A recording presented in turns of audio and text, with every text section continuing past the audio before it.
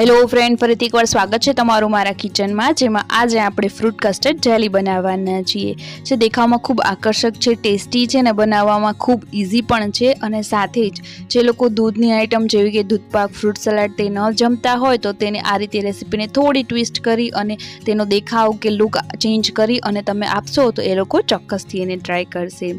તો આવી જ બીજી નવી નવી રેસીપીઓને જોવા માટે મારી ચેનલને લાઇક, શેર અને સબસ્ક્રાઈબ જરૂરથી કરજો. તે ટોટલી ફ્રી છે.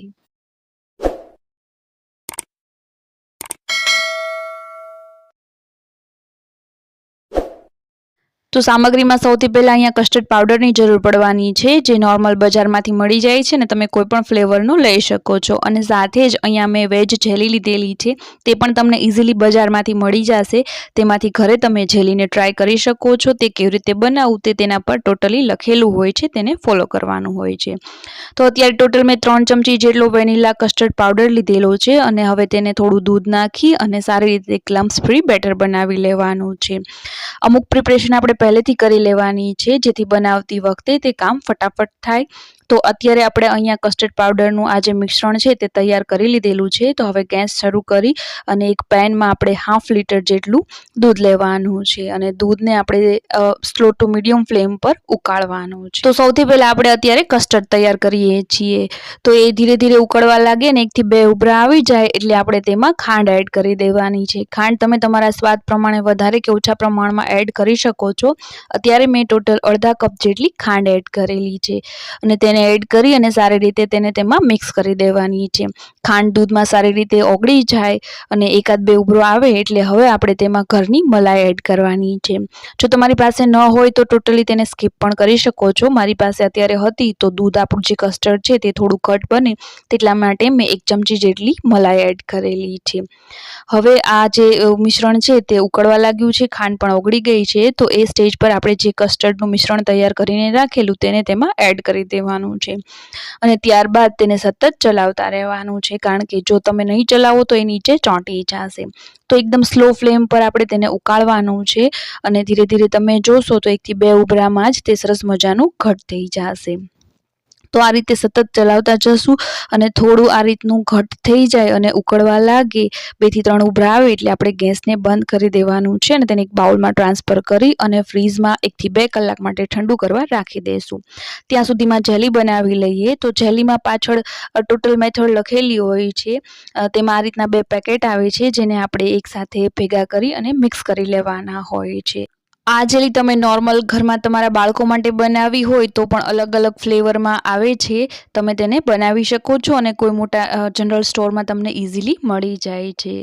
તો આ બંને મિશ્રણને આમાં આપણે વાટકામાં સારી રીતે ચલાવી અને મિક્સ કરી લઈશું અને ત્યારબાદ 1 ગ્લાસ જેટલું પાણી ઉકળવા માટે રાખી દેવાનું છે. પાછળ કેટલું પાણી લેવું તે મેઝરમેન્ટ તેમાં આપેલું હોય છે.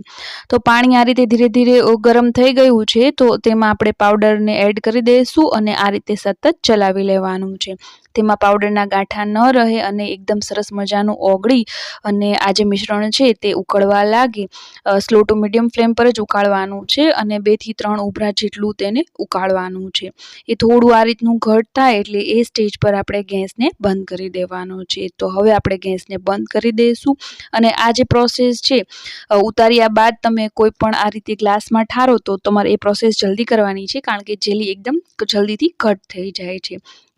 તો અત્યારે મેં જેમાં સર્વિંગ કરવાના છે તે બાઉલ લીધેલા છે અને તેને વાટકામાં આ રીતે ક્રોસમાં રાખી દીધેલા છે, કારણ કે આપણે જે જેલી છે તેને ક્રોસમાં સેટ કરવી છે એટલા માટે. તમે કોઈ પણ તમારી પાસે આ રીતના બાઉલ ન હોય તો ગ્લાસ પણ લઈ શકો છો, પરંતુ ખાસ ધ્યાન રાખજો આ પ્રોસેસ ખૂબ ઝડપથી કરજો, એટલે કે જેલીને જલ્દીથી જેમાં તમારે ઠંડી કરવાની હોય તેમાં એડ કરજો, નહીંતર એ ફટાફટ જામવા લાગશે. તો અત્યારે મેં અહીંયા બાઉલમાં લઈ લીધા છે અને હવે તેને પણ આપણે 1-8 કલાક માટે ફ્રીઝમાં સેટ કરવા માટે આ જ રીતે રાખી દેવાના છે. તો 1 કલાક બાદ હવે તમે જોશો તો આપણી જે જેલી છે તે એકદમ સરસ મજાની જામી ગઈ છે, આ રીતે એકદમ ક્રોસમાં, જેથી તેનો જે લુક છે તે પણ ખૂબ સરસ આવશે. અને બીજી બાજુ આપણું જે કસ્ટર્ડ છે તે પણ સરસ મજાનું ઠંડુ તૈયાર થઈ ગયું છે. તો હવે બધી જ વસ્તુઓને આપણે આ બાઉલમાં એસેમ્બલ કરી લઈએ. તો કસ્ટર્ડમાં અહીંયા મેં ફ્રૂટ્સ પણ કટ કરી લીધેલા છે નાખવા માટે. અત્યારે મેં એપલ, દાડમ અને કેળા લીધેલા છે. તમે તમારી અનુકૂળતા પ્રમાણે કોઈ પણ ફ્રૂટ્સ લઈ શકો છો અને ફ્રૂટ્સનું પ્રમાણ પણ તમે તમારી અનુકૂળતા પ્રમાણે વધારે કે ઓછું રાખી શકો છો.